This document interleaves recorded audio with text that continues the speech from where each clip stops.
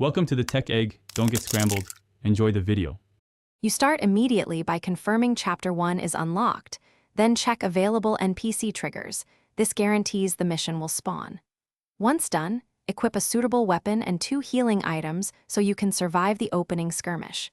Make sure to use a stamina booster if you rely on dodges, because timing matters. Save at the closest checkpoint before engaging. These steps reduce repeat runs and let you focus on objectives rather than recovery. You proceed by following the map marker, clearing nearby enemies in prioritized lanes to avoid being flanked. This maintains control and preserves resources.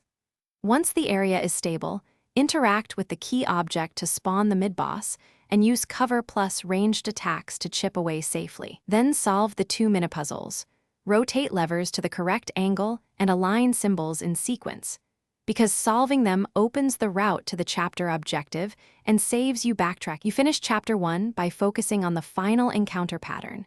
Interrupt powerful casts, exploit the boss's 20% damage windows, and rotate healing when health dips.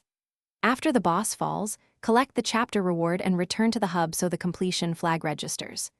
If the objective fails to register, reload the last checkpoint, clear any remaining ads, and repeat the ritual sequence.